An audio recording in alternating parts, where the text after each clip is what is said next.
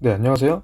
소망 유치학학의 5번째 강의는 유량, 연속 방정식, 베르누이의 정리, 유체의 흐르는 힘 이렇게 강의를 해보도록 하겠습니다.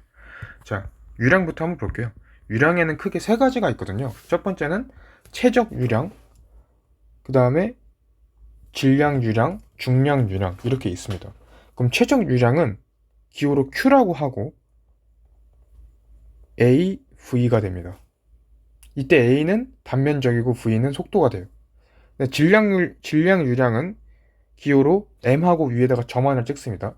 그렇게 되고 로 A 잠깐만요. 로 AV 이렇게 돼요. 중량 유량은 G라고 하고 감마 AV가 됩니다. 이 세 가지들을 다 알고 계셔야 되는데 최적 유량 같은 경우는 왜 이렇게 나오냐면은 속도가 똑같다는 걸 이용해서 만들어낸 식이거든요. 아, 속도가 아니라 V가 똑같다는 거. 그러니까 부피가 똑같다는 거.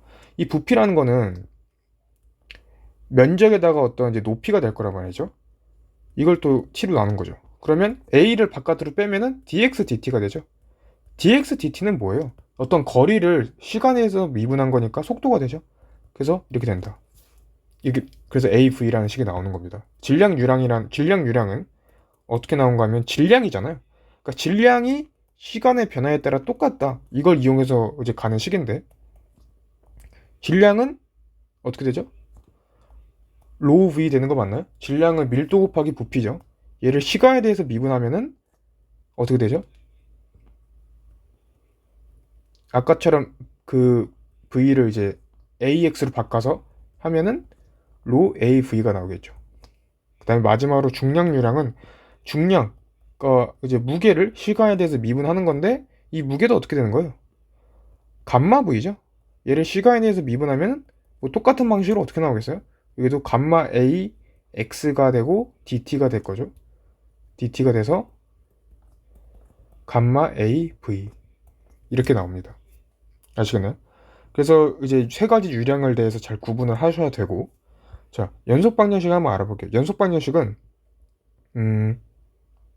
크게 두 가지 꼴로 나타낼 수가 있을 것 같아요. 제가 정리를 해봤는데, 자, 첫 번째, 지금 일단 이렇게 써야 됩니다. 이게 무슨 말이냐면은 이게 지금 로 AV가 뭐예요? 질량 유량이죠. 이 질량 유량의 변화값이 0이다라는 식을 쓰면은 D하고 로 AV가 0이라 이렇게 쓸 수가 있단 말이에요. 그러면 자, 그러니까 이게 유체가 흐르는 데 있어서 이 지점의 질량 유량이나 또는 이 지점의 질량 유량이랑 그 전후는 무조건 똑같다는 거죠. 로 AV 값이. 자, 그 다음에 여기서 어떻게 또 파생이 되냐면 이렇게 된다는 거예요. 1번 구간과 2번 구간의 로 AV 값은 각각 같다. 근데 여기서 추가적으로 만약에 비압축성 유체라고 해봐요. 비압축성이라고 하면은 여기서 밀도 로가 일정하다는 겁니다. 그 밀도가 일정하게 유지된다는 소리예요. 비압축성이라면 압축이 안 되기 때문에. 그럴 경우에는 로1과 로2가 그냥 같은 거잖아요. 그럼 뭐만 남아요? A1, V1은 A2, V2라는 식이 나오죠. 이 식은 많이 보셨을 분도 있을 겁니다. 네. A1, V1은 A2, V2다. 이게 이제 비압축성, 로가 일정할 때 나오는 연속 방정식 식이고, 자, 그 다음에 이거를 또 어떻게 쓸 수가 있냐면은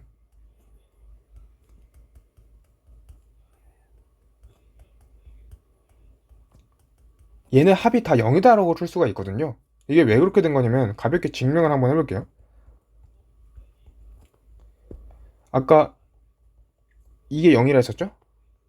그죠? 근데 그 전에 이게 0인데 이게 지금 곱셈 미분을 하게 되면은 잠깐만요. 이렇게 되고 이렇게 그 다음에 이렇게 되죠. 그럼 이 식을 봐봐요. 이 식을 양변을 로 AV로 나누면 어떻게 돼요? 양변을 로 AV로 나누면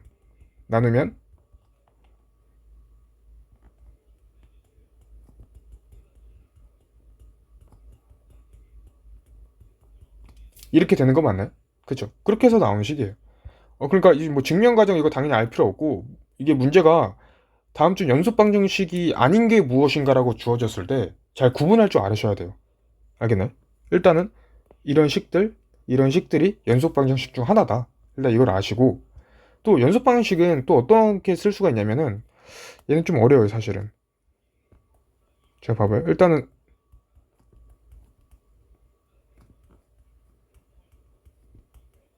이렇게 되거든요. 이거 되게 그 벡터 미적분을 써서 표현할 수 있는 건데, 어, 이게 또 똑같이 마찬가지로 비합축성일 때. 그러니까 로가 지금 로가 일정할 때는 이 값이 0이 됩니다. 왜냐면 로가 또 일정하기 때문에 시간에 따른 변화값이 없어요. 그리고 그럼 이 항이 사라지면 이 항만 남잖아요. 여기 로는 그냥 양변을 로로 나눠줘서 소거시킬 수가 있죠. 그럼 뭐만 남을까요? 이식만 남는 거죠. 이식. 알겠나요? 그래서 이식은 지금 이게 이제 될 연산자인데 뭐냐면 이제 결과적으로는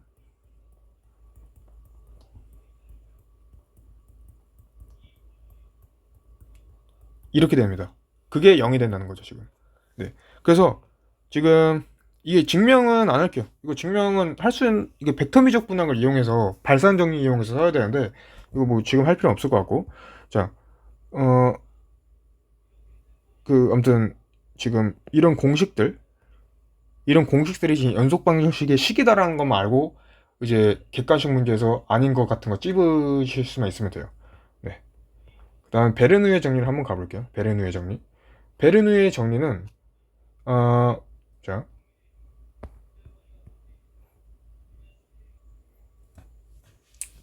크게 두 가지가 있어요. 베르누의 정리는. 자 일단 이제 그러니까 사실 이제 같은 식인데 조금 변형을 해줄 뿐이에요. 압력 버전 식이 있고 수두 버전의 식이 있습니다. 자, 압력 버전의 식은 뭐냐면 P 플러스 2분의 1 로 V제곱 플러스 로 GH 값이 일정하다. 이게 압력 버전의 식이고 수두 버전은 양변을 그 감마로 나눠준 거예요. 그래서 감마분의 P 플러스 2지분의 V제곱 플러스 Z는 일정하다. 자, 지금 감마로 나눠줬단 말이 뭐냐면 지금 여기서 잠깐만요.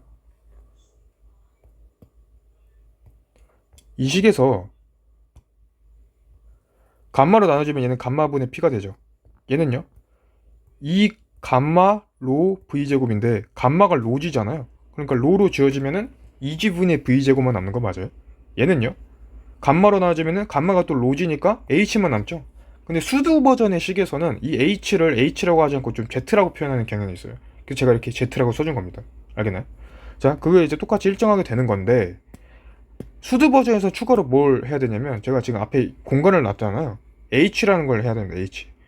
자, 일단 압력 버전의 식, 그러니까 사실 이제 유체역학 현재 소방 유체역학 쪽에서는 수두 버전의 식을 주로 쓴다고 생각하시면 돼요. 실기에서도 그렇고. 근데 이 압력 버전의 식은 아마 뭐 고등학교 때나 물리 하신 분들은 많이 보셨을 거예요. 고등학교 때는 이렇게 압력 버전식을 쓰다 보니까. 근데 이제 수두 버전식 같은 경우를 보면은 왜 수두가 중요하냐면 우리가 이제 펌프나 이런 거를 이제 측정할 때 이제 항상 그 수두, 그러니까 어떤 높이를 보고 이제 우리가 생각하게 되거든요. 그 계산을 할 때. 그래서 이 H 값은 전수두라고 합니다. 전수두. 얘는 압력수두. 얘는 속도수두. 얘는 위치수두. 다 이름이 걸맞죠? H는 뭔가 전체에 대한 거니까 전수도, 라지 H. P는 압력이니까 감마분의 P는 압력수도. 2지분의 V제곱은 속도 V에 대한 거니까 속도수도. Z는 아까 그 H랑 그거 H, 스몰 h랑 똑같은 거니까 뭐 위치에 대한 개념이죠. 위치수도. 이 값이 다 일정하다라고 할 수가 있고 그 다음에 자 여기서 추가적으로 수정된 베르누이의 정리가 있거든요. 뭐냐면 그 수두 버전의 식을 약간 조금 더 현실적으로 변형시킨 거예요. 현실적으로 뭐냐면 감마분의 P1 플러스 2지분의 V1 제곱 플러스 Z1. 그러니까 지금 일정하다는 말이, 여기 일정하다는 말이, 그죠? 일정하다는 말이 1번 구간과 2번 구간, 그러니까 1번 영역과 2번 영역에서 전후가 똑같다는 말이잖아요. 그러니까 일단 1번 영역은 이렇게 식이 나올 거고, 2번 영역은 감마분의 P2 2지분의 V2 제곱 Z2 이렇게 나오겠죠. 근데 여기서 이제 끝이 아니라 뒤에다가 델타 H라는 값을 추가를 해줘야 된단 말이에요. 델타 H가 뭐냐면, 우리가 상식적으로 현실 세계에서 1번에서 2번으로 유체가 넘어가면 이게 정확하게 보존이 완벽하게 되지 못하고, 에너지 보존이 되지 못하고 어떻게 되냐면 손실 값이 생겨요. 그래서 이 델타 H는 손실 수도라고 합니다. 그래서 1번은 처음이잖아. 1번 여긴 처음인데 끝으로 갈 때 있죠. 끝으로 갈 때는 에너지 손실이 일어나기 때문에 그때 손실된 값인 손실 수도값만큼 더해줘야만 처음과 끝이 같다는 말이에요. 알겠나요? 그게 바로 수정된 베르누이 정리입니다. 이게 조금 더 현실적으로 이제 맞는 의미죠. 그래서 이제 손실 수도라는 값이 있다, 이렇게 받아들이시면 되고, 그다음 여기서 참고로 추가적으로 알아놔야 될 게 뭐냐면, 자, 우리가 이 세 개 있죠. 이 세 개를 보고 에너지선이라고 해요. 에너지선. 그리고 이 두 개 있죠. 이 두 개를 보고 수력 기울기 선이라고 해요. 무슨 말이냐면은 이렇게 세 개를 다 더한 거가 에너지선에 기입되어 있고, 이렇게 두 개만 더한 거, 양끝 두 개만 더한 거를 수력 기울선이라고 하는 거거든요. 그러니까 수력 기울기 선에다가는 이 속도 수도값만 더해주면은 에너지선이 된다고 볼 수 있는 겁니다. 이게 그림이 이렇게 나오거든요. 제가 이거 구글에서 갖고 온 건데, 봐봐요. 지금 여기 수력 기울기 선이 있죠. 이 수력 기울기 선은 뭐라고요? 이 압력 수도랑 위치 수도를 정한 거라고요. 압력 수도랑 위치 수도를 더한 거라고요. 그 다음에 이 수력 기울기 선에다가 속도 수도만 더해지면 뭐가 되는 거예요? 총 에너지 선. 이 에너지 선이 된다는 겁니다. 이거는 외우고 계셔야 돼요. 알겠어요? 네. 자, 그럼 베르누이 정리가 이제 갑자기 왜 이런 식이 나오냐에 대해서 궁금하신 분도 있겠죠. 근데 증명을 할 겁니다. 물론 중요한 건 아니지만 그래도 증명할 테니까 뭐 시간이 없으신 분은 그냥 증명 부분 넘기셔도 돼요. 자, 어떻게 되냐면 이런 식으로 이제 유체가 흐른다고 생각해봐요. 그리고 여기 속도 V1, 여기 속도 V2가 있겠고, 여긴 단면적이 A1이고 여긴 단면적이 A2, 뭐 이런 식으로 있겠죠. 그러면 자, 어떤 수평면을 기준으로 여기의 높이는 H1이라고 하고, 여기의 높이는 제가 잠깐만요, 여기의 높이는 H2라고 할게요. 자, 지금 1번 구간과 2번 구간에서 각각 볼 때 1번 구간에서 유체가 받는 힘은 뭐겠어요? P1A1 아니에요? 힘이니까 압력 곱하기 단면적. 근데 그럼 유체가 하는 일은 뭘까요? 여기다가 이제 X1을 곱해주면 되죠. X1이 거리인데, 그러니까 1이니까 1은 Fx잖아요. FT. 그러니까 힘에다가 이제 거리를 곱해주는 거니까 P1, A1, X1 이렇게 되는 겁니다. 이게 바로 1번 유체가 하는 일을 의미하는 거예요. 알겠나요? 그 다음에 잠깐만요. 그럼 반대로 2번 유체가 하는 일은 뭐겠어요? 이렇게 되는 거 아니에요? P2A2 X2. 자, 그러면 우리가 에너지 보존 법칙을 쓸 건데, 그러니까 베르누이 정리는 사실 그 에너지 법칙에 관련된 얘기입니다. 유체에서 에너지 보존 법칙 얘기인데, 자, 1번 유체 쪽에서 하는 일에다가 1번 유체가 갖는 운동에너지 공식이 2분의 mv 제곱이죠. 그다음에 1번 유체가 갖는 위치 에너지 또는 포텐셜 에너지, 위치 에너지, 포텐셜 에너지 공식이 mgh인 거 알고 계시죠? 아까 높이가 h1이었었잖아요. 그래서 mgh1이 되겠죠. 그게 뭐가 되는 거예요? P2A2X2 2분의 1 m v2 제곱, 그 다음에 mgh2 이렇게 식이 될 거란 말이죠. 그럼 양변을 일단은 뭐로 나눌 거냐면 부피로 나눌 거예요. 부피. 양변을 부피로 나눌 건데 V로. 이 부피는 A1X1과 A2X2가 같아요. 왜냐면 여기서 이렇게 X1으로 밀어낸 만큼 여기는 X2로 밀어낼 텐데, 그러니까 AX1이 여기 부피잖아요. 그 다음에 A1X1은 여기 부피고 A2X2는 여기 부피일 텐데 밀어낸 만큼 똑같이 밀리겠죠. 그래서 부피가 같단 말이에요. A1X1이든 A2X2든. 그래서 이걸로 나눠주면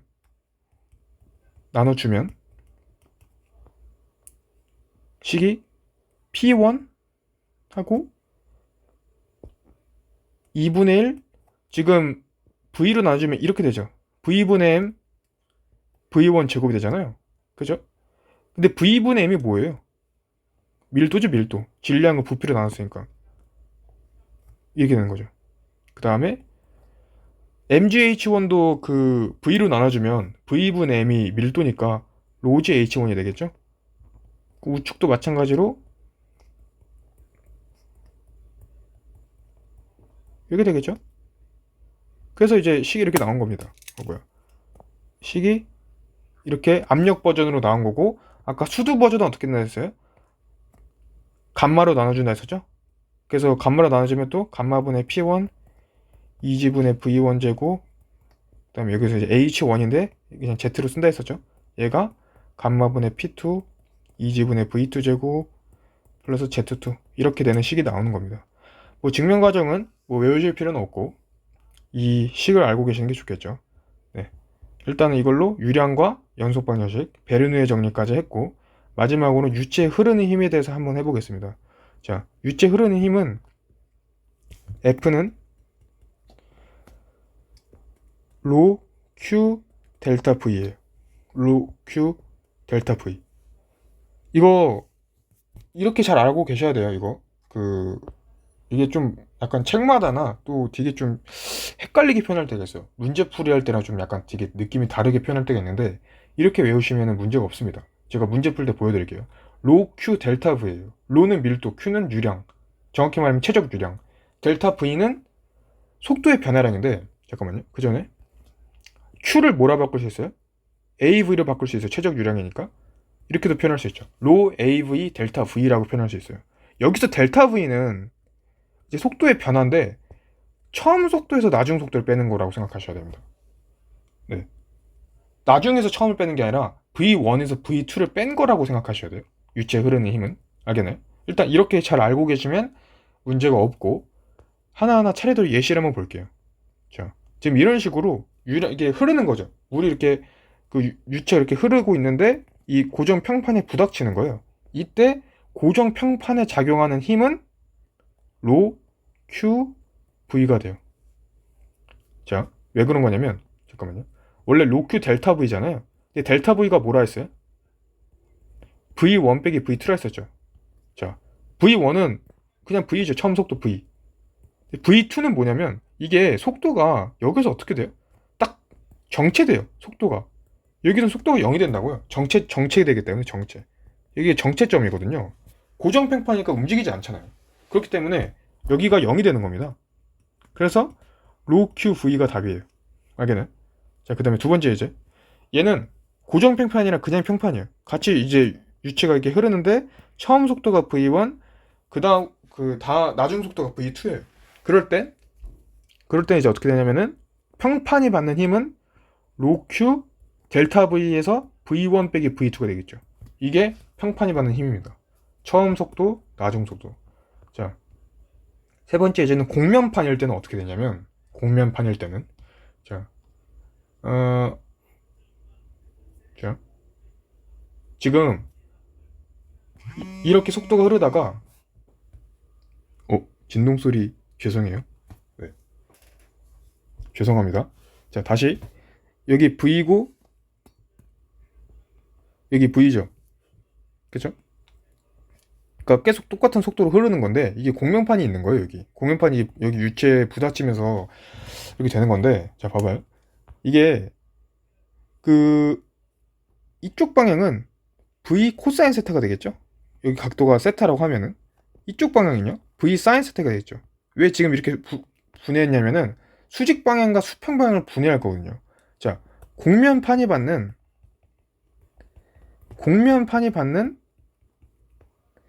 X방향 힘. 그 다음에 얘가 공면판이 받는 Y방향 힘. 얘가 각각 자 x방향 힘은 어떻게 될까요? 로 q 델타 v인데 처음 속도가 v고 나중 속도가 v 코사인 세타 아니에요? 그러니까 로 q 이제 v에서 v 코사인 세타를 빼는 거잖아요. 그러니까 어떻게 되는 거예요? 로 q v에 1 빼기 코사인 세타가 되는 겁니다. 그 다음에 y방향 힘은 처음 속도가 몇이에요? 처음 속도 여기는 0이죠. 0. 0에서 v 사인 세타 빼면 되는 거 아니에요? 그러니까 로 q 이렇게 되니까 로 q 마이너스 사인 세타가 된다. 뭐 이렇게 받아들이시면 되겠죠. 그러니까 잠깐만요.